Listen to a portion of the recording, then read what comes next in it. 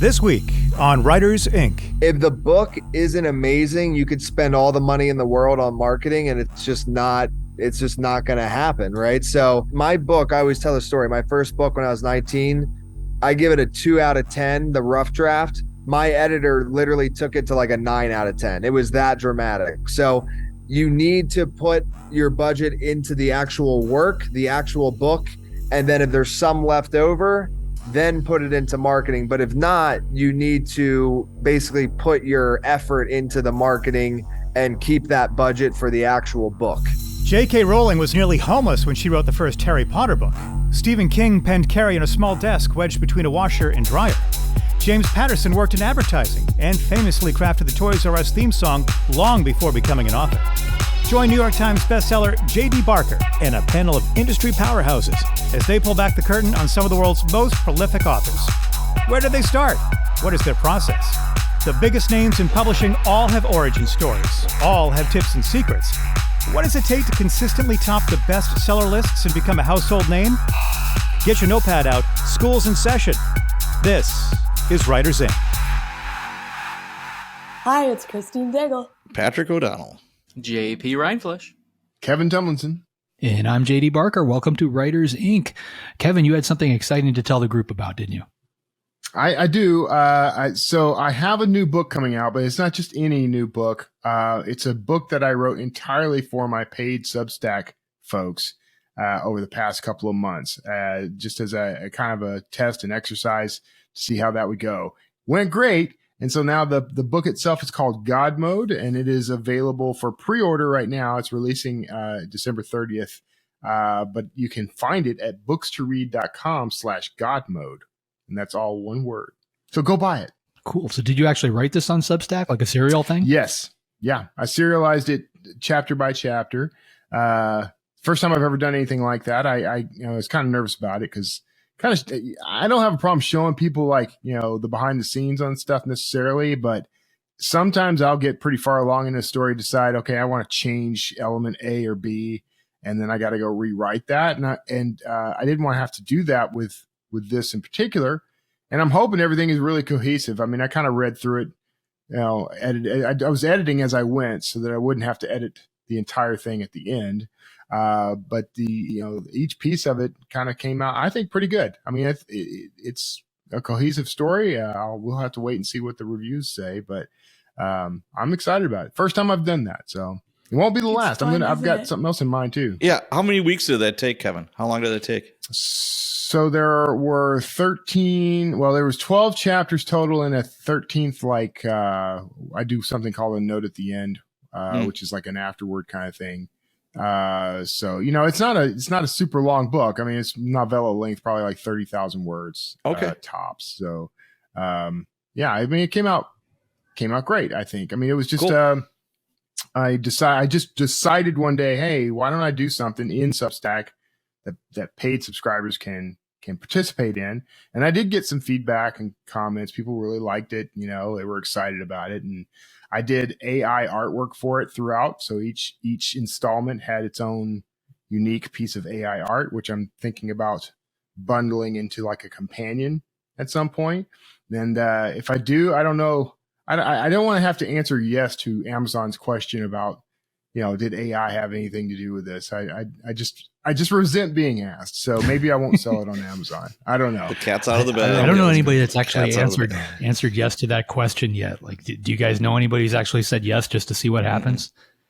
I'm not saying yes. Nothing Does happened. Amazon show up at your doorstep with No. Yeah. Boston Not Robotics? yet, but maybe later. No, man, I'm just Maybe worried about later. what's coming. I don't think anything's going to happen now, but I think down the road, Amazon's going to do something stupid because that's what Amazon does, and it's going to screw everybody who said yes to that question. That's my beef with it. But yeah, you're probably right. You know, So did you plot out this novel as you went? Like being a serial thing, did you know where you were going with the story, or? Nope. Okay. I pantsed the whole thing. I kind of had a general idea of where I wanted to end up, but I didn't. Even the ending was kind of vague to me until it happened, and I had a lot of fun with it. Actually, I mean, it was kind of a liberating way to write a book, because I felt like for one, it's when I started with this book, I started using Microsoft Word's little text to speech thing. And I used the one on the iPad, which has a really clean, natural sounding voice, fairly natural. And so that's how I would edit is, once I was done with it, I'd play it back, read along with it. And that helped me catch typos and other errors. It also helped kind of keep the story fresh in my head. And that was how I handled the editing side of it. So it's kind of experimental all around, but I think it was a good experiment. We'll see what the dollars say. So far, pre-orders have been pretty good. Yeah. Did you? I'm sorry, I got a bunch of questions on this because I've never actually tried this before. So when you put it out as a novel, did you go back and adjust anything that you had done? Nope. Change anything from the beginning? So you left it as is? Straight? I left it as is, for better or worse. I mean, I think it, it has cohesion as a story. I didn't think it necessarily needed a whole lot of looping back to edit. I mean, like I said, I did do a lot of that as I wrote it. Maybe the early chapters, I probably should have gone back and looked at it again because there were things I changed in my process after like chapter 3. But I kind of trust it. I trust that I did okay with it, and people will let me know, I guess, if I didn't. But it's not so very different from things I've done in the past. It's just that I've never shared that as I went before. And Substack is this thing that I've kind of fallen in love with. I want to figure out all kinds of ways to use it. I've figured out several ways to use it. Like when I did the announcement of the pre-order. So Substack lets you insert a link that is the paywall portion of a post, and everything above that is available for everyone to see, and everything below it is only for the people who subscribe. So what I did was write a post and told everyone, here's the pre-order, here's the link, go check it out. If you want to, join the paid Substack, click here. And then below that, I started the paywall portion and I gave the book for free to everybody who had been a supporter in that email. So they were able to go download it for free from my BookFunnel link, which was hidden by the paywall. So I was able to do all that in one post and one email, which is very handy. That is very cool. Yeah. All right, JP, what is in the news? Okay, so in the news, we have Sports Illustrated published articles by fake AI generated writers. So Sports Illustrated, managed by the Arena Group, has been found to use AI generated author profiles and headshots for publishing content on their website. The content, including articles and biographies published under these fake authors at Sports Illustrated and The Street, another Arena Group publication, is suspected to be AI generated, though it has been denied by the publisher. The undisclosed use of AI in journalism is a pretty big ethical concern, and it questions about media integrity. So this was actually an article from Christine. Oh man, this killed. Next thing you're going to tell me is that the pictures in the swimsuit edition are fake or airbrushed or something. No. Yeah, I don't know. No.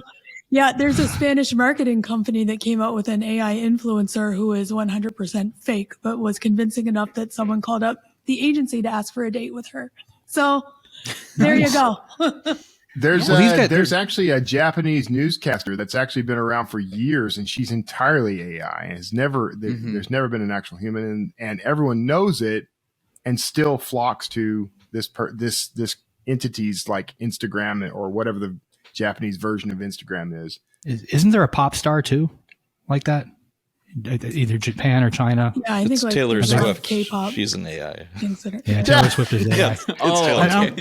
These guys, they're not actually the first to get busted for this, right? Didn't CNET get in trouble for this not too long ago? For posting fake articles? Fake articles. Yeah, I don't know. This is the first I heard of it was Sports Illustrated.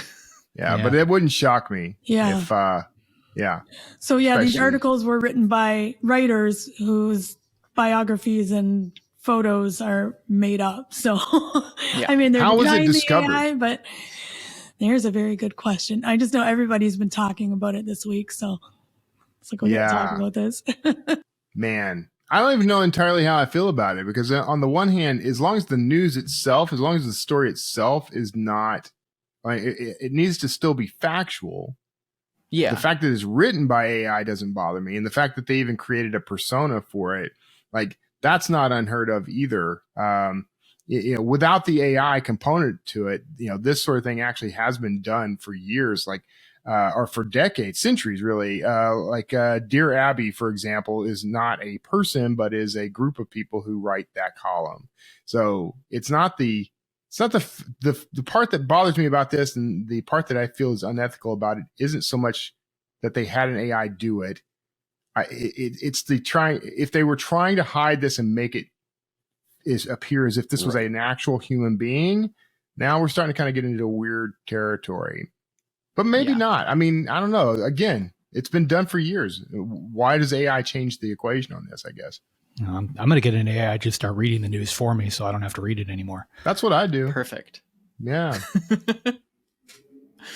Well, next, this was an article from the Hot Sheet, and it was talking about some Amazon trend reports. And this one was reader interest shifting from paranormal romance towards more of a fantasy romance. I just found this interesting because I know that paranormal romance is a highly popular category. It involves things like shifters and vampires. And really there's this growing interest in fantasy romance and romantic fantasy, kind of decreasing this interest in paranormal romance as it moves along. A lot of this is actually driven by TikTok, it seems like, and that there's this term on TikTok, romantasy, that is gaining traction. And so for those that maybe like to publish under the paranormal romance, maybe this is something you start to look at. How can you reshape or reform or, produce something that is more along the lines of fantasy romance, if that's something you like to chase after? Romantasy, I was heavily involved in all through my high school years and my 20s. Good, another story from Kevin. I'm so excited. I'm just wondering if this trend, because I've heard this romantasy term everywhere in the last couple of weeks, and I'm wondering if it's like the Rebecca Yarros Fourth Wing Tide, because that was huge, and that would, I assume, would be classified as romantasy. But yeah, I've been seeing a lot more of that. Oh, that's interesting. Yeah, because I've been seeing those books all over the place. Not just at like Barnes and Noble or something, but like going through the airport, they were every store that sold books had like a big, huge display of those. So that's interesting. I didn't know what they were. I thought they were pure fantasy. Romantasy. Yeah, I read the first one because I had to know what everybody was reading, and they are much heavily more erotic romance than what I would usually read in fantasy. So, yeah. So is that it? Is that what romantasy is more erotic romance in a fantasy setting? Or I don't know. I think it's more romance heavy fantasy, but yeah, it was definitely spicy. So yeah. Okay. All right. I could see it. BookTok does like their spicy genres. Right. Last up in the news. A Booker judge admits it's nearly impossible to read all the books.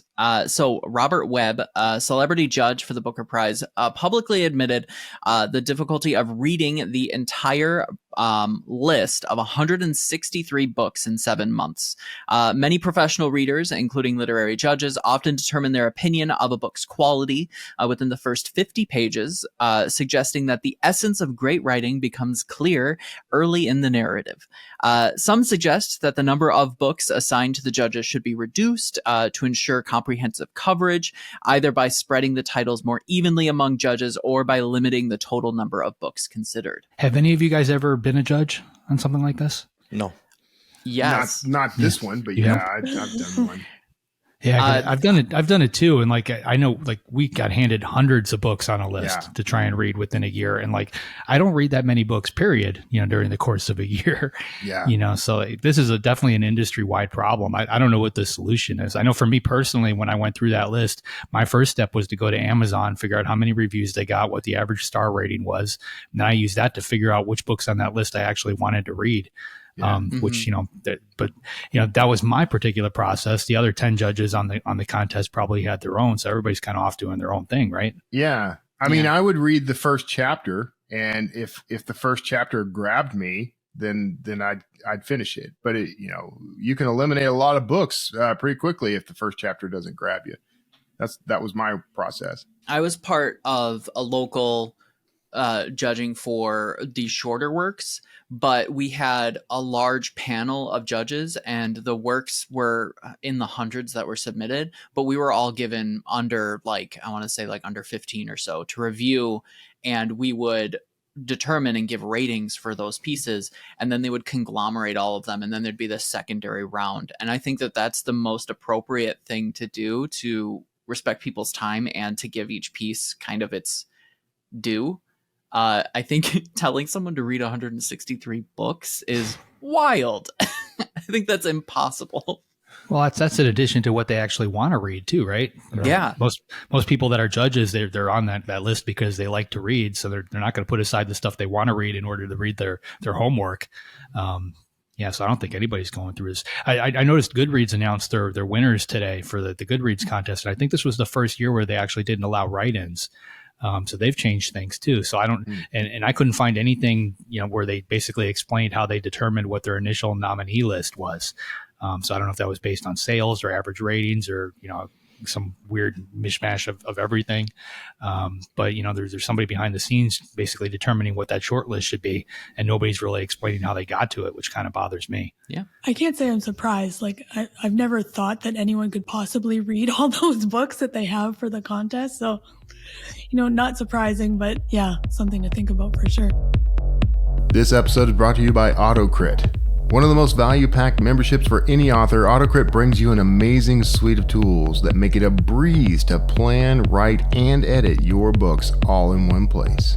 AutoCrit takes you far above standard grammar checking or cookie cutter guidance. Instead, it's like having an experienced editor in your genre watching over your shoulder to help you deliver great writing that keeps your audience trapped in the story. You can even compare your writing style to more than 100 best-selling authors right down to the word level, so you can see what the best in the business do to keep their storytelling clean, clear, and crisp. Listeners of the Writers Inc. podcast can now take advantage of lifetime membership for one single fee. That's right, no renewal fees. Hi, this is JD Barker. I've used AutoCrit for years, and not only has it improved my writing, but it's been a crucial tool with aspiring authors that I've mentored. Whether you're a seasoned pro or just beginning, it'll help you find your weak spots and weed them out. Give it a shot with your latest project. Trust me, your editor will thank you. Head to autocrit.com/JD to get your lifetime membership. Big thanks to AutoCrit for sponsoring the show. All right. And with that, JD, who's up this week? This week, we've got Tyler Wagner. He's a Wall Street Journal best-selling author and podcast host with over 500,000 followers on the different social media platforms. He's also the founder of Authors Unite, where he helps authors learn how to become profitable and maximize their impact through publishing, editing, writing, and is launching the proper distribution for their books. Very informative. This is going to be fun. Tyler Wagner.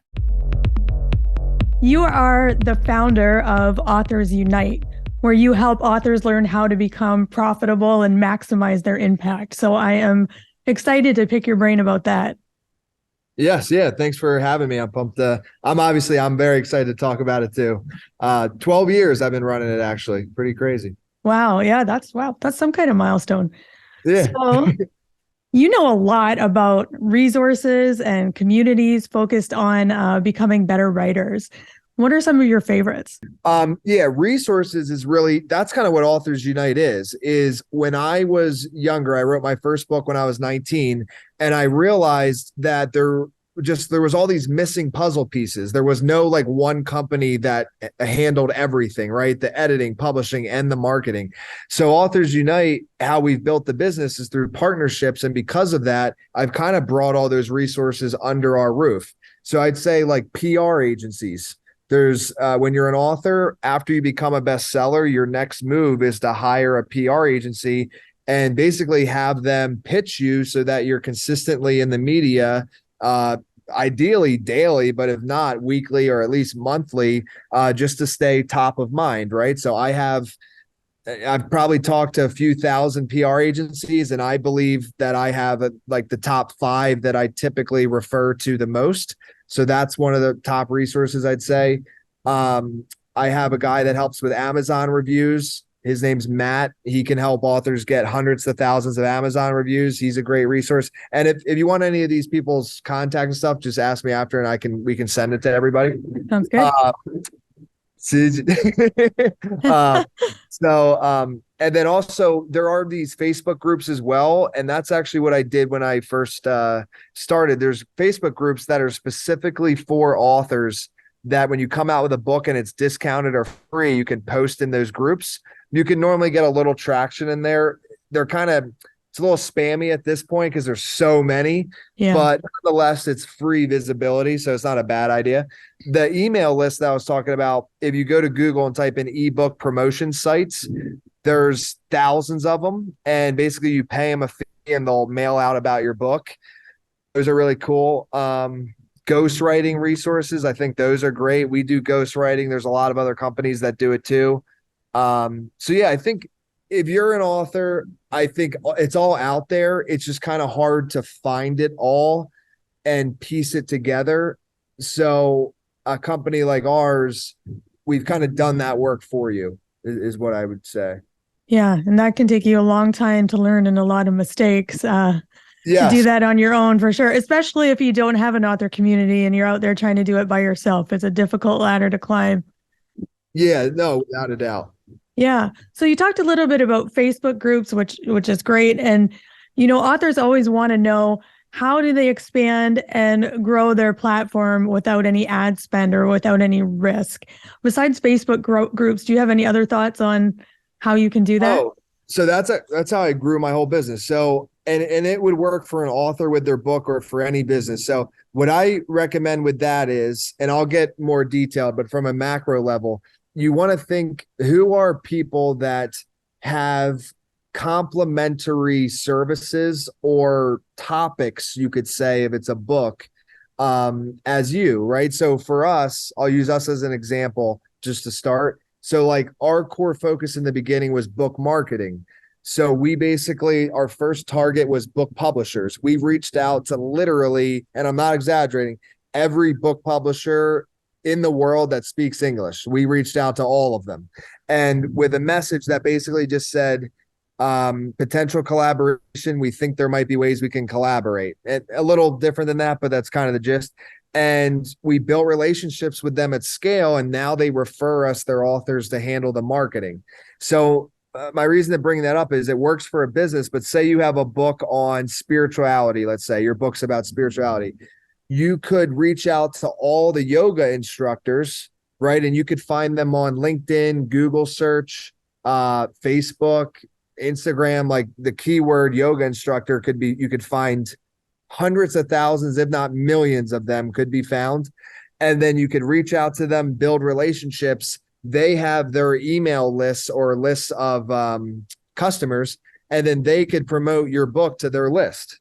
Yeah. And it's all free, right? It's just relationships. And in some cases, right, they're going to want it reciprocated, obviously. So you also have a list. So in some cases, maybe you could promote that person's work. Say one of them comes out with a book too, you promote their book to your list. So it's this like scaling reciprocity of referrals and affiliate, basically. Yeah, I think that's great. That's something indie authors have been doing for a long time, is reaching out to other authors in their genre for swaps. So I like that idea of like, what else is there out there that you may be able to target, like yoga instructors or whatever your book is. That's a great idea. How about on the opposite end of that? What do you think is the best money an author can spend? Oh, okay. I like this question.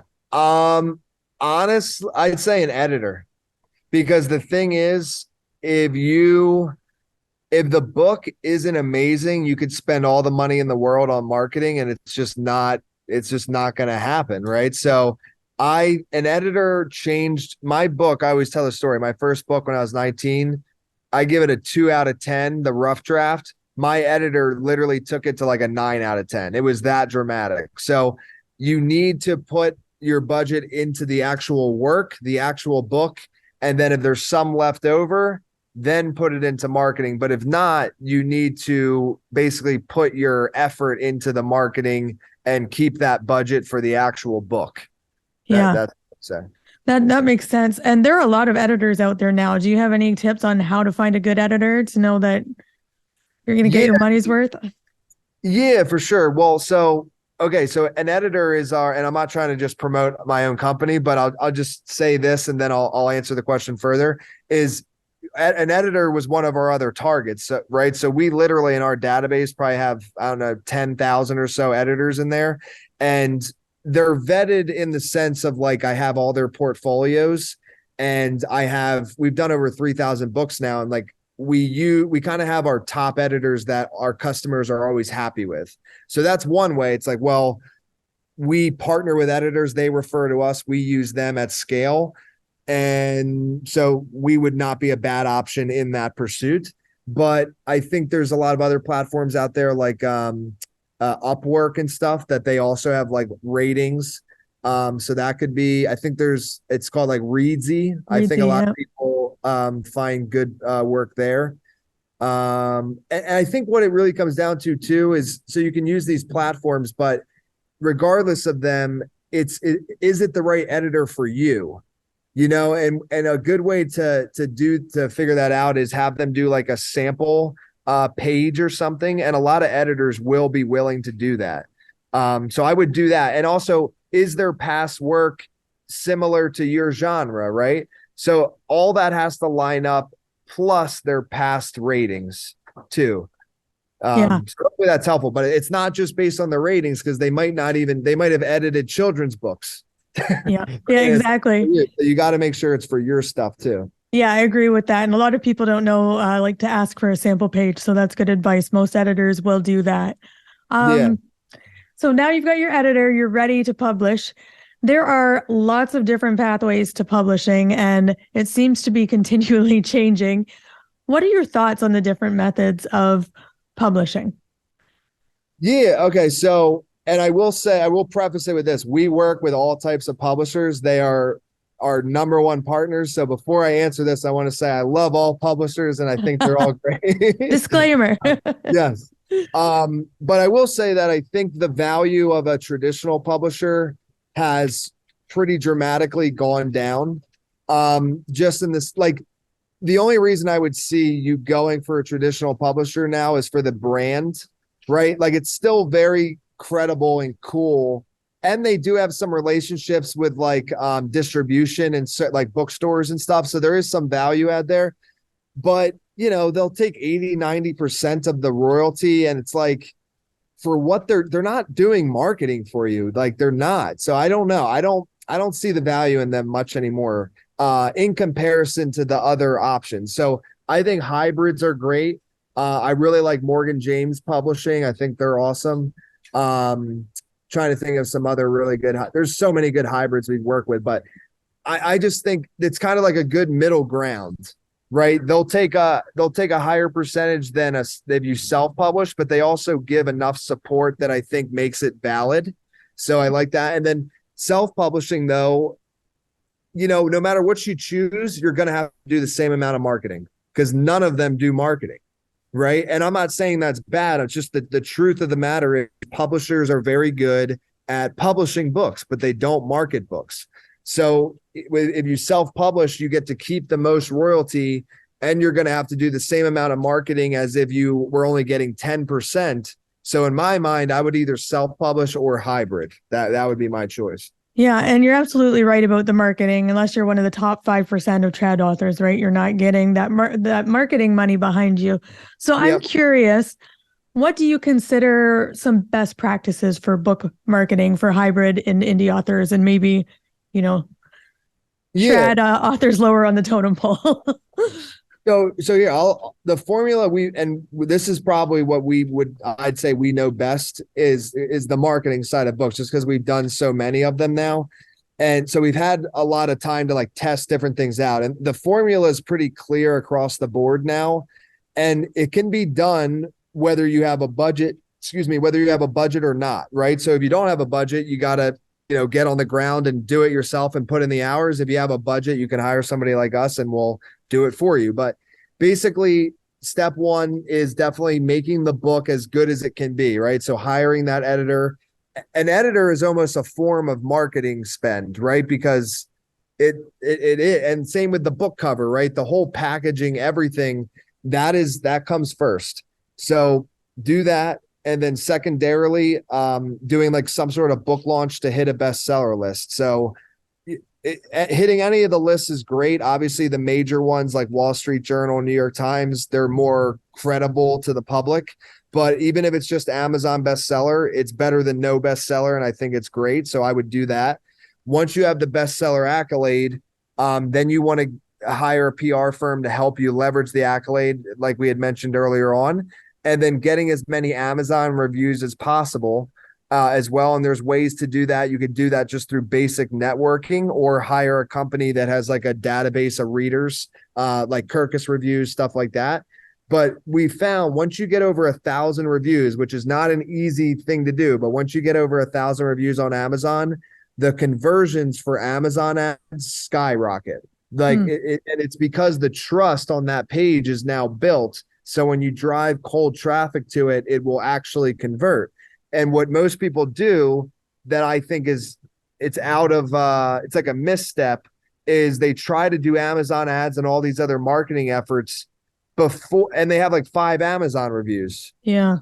It's not work. Like, and the only people that are buying a book that has 5 Amazon reviews is somebody that already knows you, right? Because if not, they're going to hit that page and they're going to be like, what is that? Like, there's no trust here. Like, I can't buy this. That nobody, like, it looks like 5 people bought the book, and that's okay. I'm not saying anything. It's just like, you don't want to waste your money on that yet. You want to focus on building that page up with testimonials, pictures of people with the book, your author bio. Like, that Amazon page needs to be pristine. And one of the things of that is at least getting over 100 reviews, but ideally over 1,000. And then a lot of authors don't like to hear this, but the truth is the goal of all of this is just to get the book in as many hands as possible. And in reality, whether it's 99 cents or it's free or it's $20, the goal is still the same. Get it in as many hands as possible. So in the beginning, the recommendation honestly is make it free or 99 cents. Like, send the PDF version out to 100,000 people in a message. People need to read it. And a lot of authors, because they spend years writing it, they're so hesitant to give it away for so cheap or for free, because they're like, it took me 2 years to write this. I got to charge for it. And I'm like, I agree. But first, get people talking about it, then charge for it later. And so there's a lot of different ways. But if you can get 100,000 people to read your book, I don't care how you do it. If you can get them to do it, you'll know if your book is going to be successful or not. That's really good advice. And because I think it's hard, especially in writing, to see your book as a product, because it's emotional and it's art. So it's hard to separate that emotion and that time from, I need a loss leader, right? For my business. So that makes a lot of sense to me. One more thing I want to drill down into there. You said hitting lists. You had the New York Times list on there. Do you think that's possible for indie authors to hit? Because we debate that all the time. Oh, great. It was at one time, and now I wonder what's the possibility?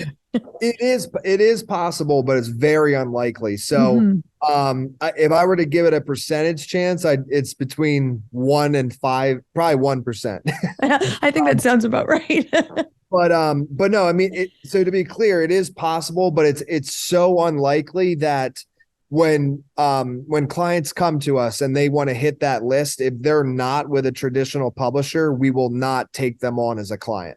Yeah. Because it's just not right, because it's just the chances, the budget you need, unless you're already a celebrity, but the budget you need if you're not a celebrity is like 200 to 500K to have a chance.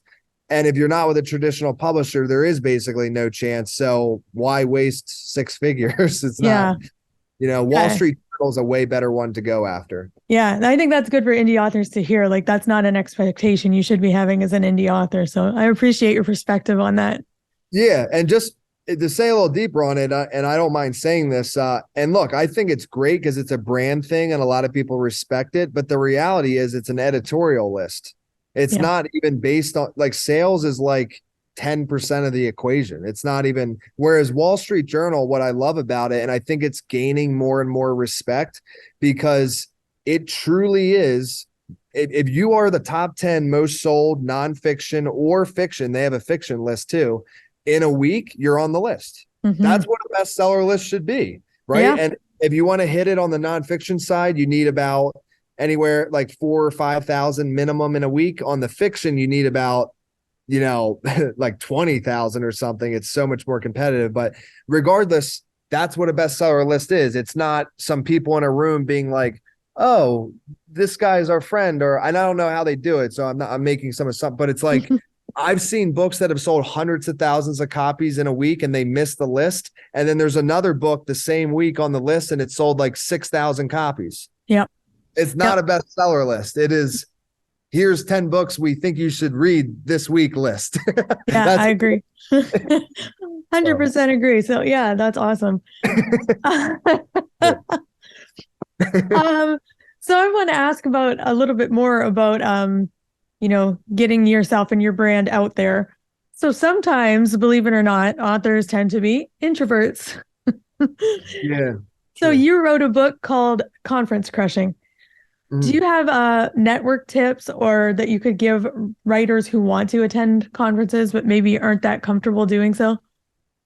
Yeah, for sure. So, well, okay. So that book, that was actually my first book, the one I was talking about that the editor helped a lot. Yeah. It's only like 70 pages. It's like a guide. And I would not say it's like my best work now. I'm 31 now. So it's, I was young when I read it, but it's solid if you are going to a conference and, if you're introverted, which a lot of writers are. So one thing I did when I was younger and I went to all these events is I would first research who all the speakers were, because the speakers who were actually at the top of my list of who I wanted to network with, right? Like a lot of people go to conferences because there's like a speaker that they know or something, right? So that was my first thing. So I did enough research on all of them that if I did get the opportunity to talk to them there, I knew enough about them that I could spark a conversation. So I think that helps with confidence a lot, right? Like it's a lot easier to talk to somebody if you really kind of know who they are rather than going into it blindly. So doing legit research before.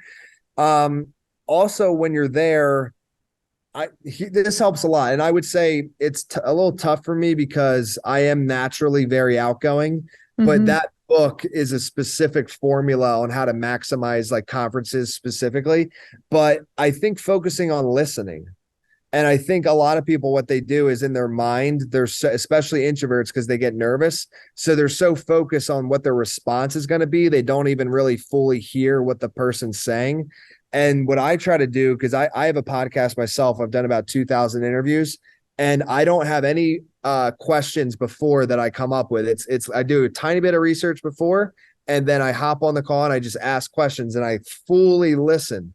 And then from that, naturally, because I'm truly curious and interested, the next question kind of naturally flows out of me. So I think that's the biggest advice I could give on is like, try to get out of your head and just really be curious about the people you're talking to. And you will naturally be able to have a good flowing conversation. Yeah, I think that's just good life advice in general, right? We tend to do more thinking about our responses than listening. So yeah, that's a good tip. And, introverts are usually good listeners. So yeah. There you go. And last thing I'll just say on conferences, or if you want to get in like a good relationship with people, like handwritten letters. I know a lot of people say that, but I've done this at so many events and it works. Like I did at one event, there was like 15 speakers. It was a 2-day event. On the first event, they all spoke. And then the second event, everybody was like networking. And I woke up the second morning at like 3 or 4 a.m. and I wrote 15 personalized letters to all the speakers and gave them to them. And I'm still friends with some of them to this day. And that was when I was like 19, 20. So It was like years ago almost. That's cool. So what did you put in these handwritten letters? Just that you appreciate them, or you just want to keep in contact, or what was the content? So it was based off, it was actually what I learned from their talk. And then if there was something that I like wanted to follow up with them about or ask them, I put it in there too. And these were like pretty long. I mean, like a full page front and back, handwritten with a pen. So I really listened to their talks, and then I basically shared what I learned, how it was going to impact me, like how I was going to implement it. And then a kind of follow up of like, hey, I think I could help you with this, or let's, something specific. So yeah, very well thought out, not like general in any way. Yeah. Yeah. That's great. I'll have to work on my penmanship before I try that one because nobody's going to be reading my handwritten letters. Oh, yeah. I will say I haven't done handwritten letters in a while. And dude, my handwriting now, it's like you can't even read it. So, yeah. Right. I'm like, what is spelling? I don't remember this thing. I used to know. What do we do without like Grammarly or something, right? Yeah. It'll be like copy number 5 of this handwritten letter all night with cramped hands. That's awesome. Give them all the copies. That would actually be really funny. Yeah, for sure. I tried so hard. Yeah. You make a friend for sure if you give them 5 copies of a letter that you tried so hard. Effort matters the most, I think. So earlier you were talking a little bit about your podcast. So you've done 2,000 plus interviews. It's called The Tyler Wagner Show. Can you tell us a little bit about it and what listeners can expect? Yeah. So I really, I kind of modeled it after Joe Rogan. I listen to him a lot, and it's not as long as his. The way I describe it, it's like Joe Rogan, but 1/5 of the time. So they're normally like 45 minutes or so. But Rogan's is like 3 hours or something. But really, I just interview people that I'm like really curious about and that I want to. So, for example, I was I wanted to. This was probably like 4 or 5 years ago. My business had started to do like very well, and I had a lot of leftover capital, and I was really starting to like figure out investing, right? So I was like, all right, well, I feel like I kind of have like growing a business and making money down, but I don't have investing down yet. Like I would not consider myself even a rookie. Like I don't understand it. I'm not good at it. So I was like, I'm just going to have my team reach out to the top investors out there and interview all of them so that I can learn. So that's kind of my show is like anything I'm curious about or somebody I'm curious about, my team will reach out and we'll interview them. Cool. That's basically what it is. I like that. So kind of just general interest, talking to people and just sharing what you're learning with your listeners. Exactly. Yeah. Fantastic. Do you have anything that was like a standout that you learned something amazing? Hold on. Let me think. More what I'd say, and I've learned a lot, but when you ask that, what stuck out is more the relationships I've built from it. Yeah. I think that's the biggest thing I've personally got from the podcast is like, we've interviewed Gary Vaynerchuk. That was one of our biggest interviews. That was pretty cool. And like, that was because we had interviewed a woman like maybe 100 episodes prior to his, and she happened to have a contact with him, and she reached out and got me an interview. Right. So the biggest thing from it is I do learn, but it's also just like when you interview 2,000 people, you have 2,000 new friends, you could say, and that opens so many doors that you can't even imagine. It's so crazy. So that's the biggest thing to me. Absolutely. Yeah. And I think that's just a great takeaway from the whole thing is, making these genuine connections with people, talking to people, listening to people. Can't go wrong, right? That'll serve you well in life. 100%. I think if that would be one piece of advice I'd say is like, be open to connecting with as many people as possible, because you don't know what's behind that door. And if you connect with a lot of people, then there's a lot of potential doors, right? And you can help them, they can help you. You could start another business with that. Like the opportunities are endless. And I think if you stay too sheltered, you won't have those opportunities. So you definitely want to connect with a lot of people. Fantastic. And you may have already given this answer, but the last question that we usually ask everyone is if you could offer one piece of advice to new and aspiring writers, what would it be? Oh, okay, cool. There's a lot actually. But I know you want one. So I would want to give your top 3. I'm not picky. Oh, okay, cool. Well, I'd say it's like kind of at each stage of the process. So I would say for the writing part, don't worry about perfection, right? Like just allow your first draft to be as messy as it needs to be. Just the idea is just to finish the first draft and then work with what you have from there. Right. And I think a lot of times what authors do is they're like, oh, I need to know my title before I write my intro, and I need my intro before I write. And it's so chronological and orderly. That's not how art works. Like art is messy. And then you carve away the crap and then you're left with what's there. Like that's what it is. So that's what I'd say. And then on the publishing, really do the research on like what type of publishing route do you want to take, and make sure it's one that's aligned with your goals and go down that path. Right. And take the time to do the research. That's the lesson there. Not just be like, oh, I want a traditional publisher because it's cool. It's like, well, really figure out why you want, or like what is entailed with each one. And then the marketing, I would say, if you have a budget, and it's the book that you want to go all in on, hire a firm, whether it's mine or somebody else's or PR firms or whatever, and really give your book a chance. And if you don't have the budget, then literally, get out there and put in the effort to get the book in as many hands as possible, because I think there's a lot of books out there that actually could have gone like viral, but they were never read by enough people to begin with. And to not know if your book could have made it, I couldn't really live with that. So you got to give it a chance. All right. So I just wanted to start talking about something that indie authors talk about a lot, and that is building relationships, collaborating with other people who have complementary genres, services, topics. I think that's something like that you need to keep top of mind. How can you reciprocate promotions? How can you help each other? What did you think about what Tyler had to say about that? I love working with authors. It's my favorite thing. Like, honestly, the thing is, networking to me with other authors is one of the smartest things that you can do as an indie author. It's the way that you can have actual connections with each other instead of just cold calling or cold emailing by going to certain events, especially. And then being able to reach out to them when the time comes to ask, like, hey, if I can promote this, or if you can help me promote this, I'll help you promote that. Like that, it's that shared community, because the thing I hate the most is the author that believes that this is all done in a vacuum and that my sales are lost if your books get sold. I that's not for me. That's not the type of person I'm interested in. Yeah. It's so against the grain though, right? Because authors are such major introverts, like you go to your very first writers conference and the last thing you want to do is just walk up to strangers and just start chatting up your career or your book. But honestly, that's really what you need to do, right? And the funny thing is, once you do that, you walk up to that group of strangers and you introduce yourself, you find that they're basically the exact same, they're in the same situation you are. They don't really want to be there talking about themselves or their books either, but then you kind of open up and it happens. But it's tough, especially at the very beginning.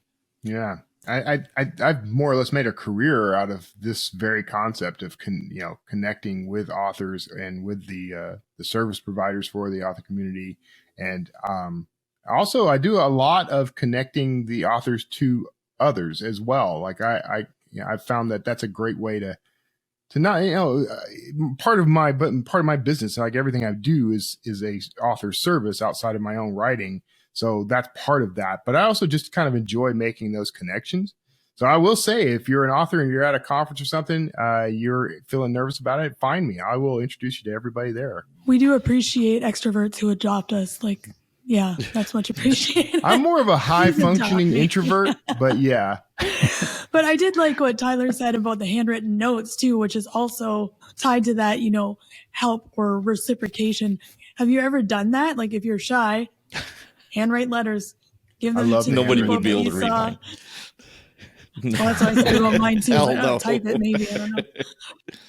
Yeah, I haven't done the actual letter thing. I've thought about that and I like that, but I have done thank you cards, handwritten thank you cards a lot. Now I haven't had a whole lot of people get back to me. I've had a few, but like none of the success that like he had with those letters.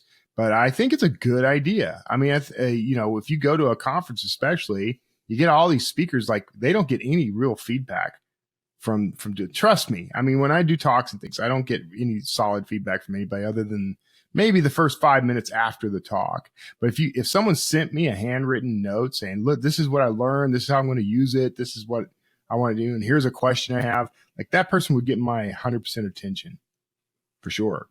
And if they gave you 5 copies, I always get home from these conferences and I've got like a fistful of business cards, and I usually don't remember, who they are or why they gave them to me. The last conference I went to, I kind of forced myself to just write a little note on the back of each one.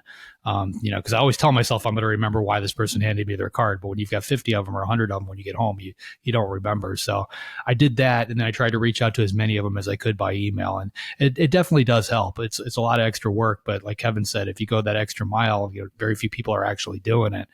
So it kind of gives you an edge. I also liked what Tyler said about editors. Like, you have to find a good editor, but it has to be the right editor, someone who has done what you do or enjoys what you do. Any tips on finding a good editor, a good fit? I mean, I know when I first went out to find one, I took one short story and I sent it off to a bunch of different ones, like 20 or 30 different ones. And I had them all edit that same short story.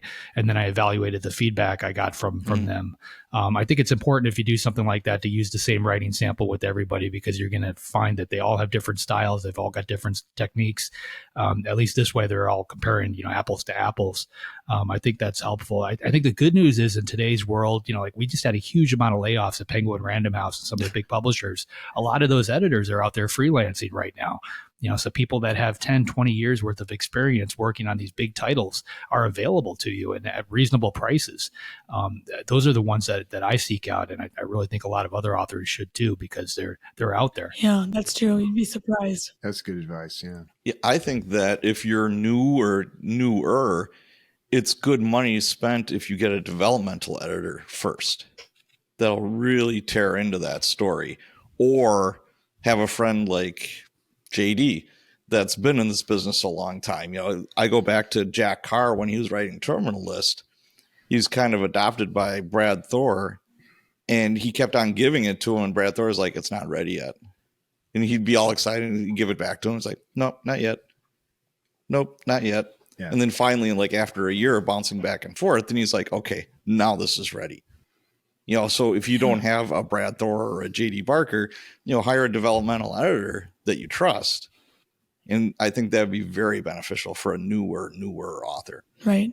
Just to clarify, this is not an invitation to send JD all your manuscripts. He already said he can't read. Oh no, he loves it. He likes it when you pop into the house too. Yeah, don't do that. Please don't do that. We're all actually just in different portions of the house. There you go. Yes, we're all just hiding. We're in the house. What did you think about what Tyler said about the importance of number of reviews for ad conversion? He was suggesting like 1,000 is kind of the magic number. It's funny. I paused the interview and I went and looked at some of my own books. And I think Fourth Monkey probably has the most reviews out there. It's got like 40,000 on Goodreads and somewhere around 10 or 20 or something on Amazon. And it's still holding steady in the probably like the 6,000 to 10,000 range or so on the Amazon store. And I think he's right. I think it all plays into that. I mean, these are algorithms, right? They're computer programs. Somebody sat down and said A plus B equals C, then you need to put it here. So I'm sure they're using the number of reviews. The other thing that they're probably looking at is how many people load up that page and actually don't buy. Those kind of things hurt you too. They track absolutely every stat.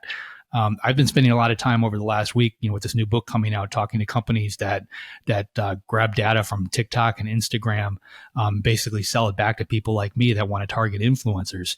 And it is incredibly surprising just how much detail they actually have on every single person that's not only posting, but reviewing, looking at those posts. There is absolutely nothing private about that process. They track everything. And I'm sure, Amazon's got the deepest pockets. They're tracking it on a whole other level. They have all those emails. I thought it was interesting what he said too about ad conversion. Like, don't waste your money if you have under 100 reviews, because they're not going to convert. So that was interesting. That's interesting. Yeah. I don't know. I think that's go ahead. Go ahead, JD. I was just going to say, I think that's, if it's your first book, that's probably true. But, if it's like your fifth book and your other ones have done well on Amazon, like all that data is right. Included too. So, it's all tied together. Yeah. I don't know that I would necessarily recommend authors use the number of reviews they have as any sort of limiter to their marketing strategy. I think it does impact the type of marketing you do. Like early in my career, I would do things like, I don't think I ever did like a Kirkus review, but I did a lot of similar things where I paid for like pro reviews and things like that. And they didn't really move the needle for me. And I think it may have been in part because that was the only review, and everyone knows you pay for those, or everyone just assumes you do. So I do think if you're going to if your marketing is going to depend on that sort of word of mouth or that sort of discovery tool, having more reviews is probably mandatory. But I wouldn't necessarily limit like ad spend or anything like that based on, I have less than 1,000 reviews in this book. I mean, how else are you going to get those reviews? I totally agree. And I see what he's saying with give it away to, as many people as you possibly can. I'm fine with that approach as well for the reviews, but I'm only fine with that if you're not counting on this one book being, your breakout or something. Like you've got to be aimed at more books, at least a series or something. Because if you only have the one, if you're only ever going to have the one, it's not worth giving it away to everybody. Just let it grow organically. Yeah. And that's been an indie strategy, right? Is that having that first book 99 cents or free so that you can make on the spend through, make money. And, he was just saying whether your book is free 99 cents or if you're trad and it's $20, you just have to get it to as many people as you can. So, Yes. Yeah. There is another way to access that group that I think a lot of indie authors don't look at, and that's NetGalley.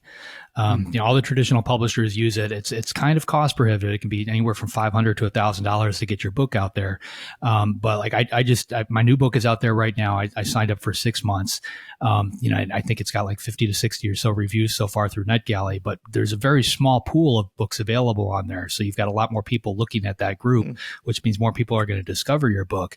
And the nice thing about it is when that book goes live on Amazon, all of those reviews, those people know to go out there and hit, Amazon, Barnes & Noble, and all those various sites and republish those reviews. So you can come out of the gate with 50 to 100 to 200 reviews straight off the bat for, a spend that's somewhere between $500 and $1,000. Yeah, that's and those huge. are legit reviews. Those are reviewers, they're librarians, they're people that, are respected in the industry and other people follow.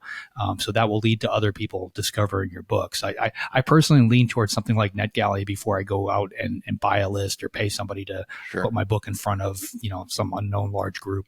Yeah, that's a good tip. Sometimes indies don't realize that you can get your book on NetGalley. So that's awesome. Anything else that struck anyone about Tyler's interview that you wanted to discuss? One thing he didn't discuss was newsletters. How valuable those are for authors. I'm indie. Well, he did. He talked about getting on newsletters and getting on the ones that you can spend for. Yeah, he said that was vital. My bad. I didn't hear him. Swaps. Okay.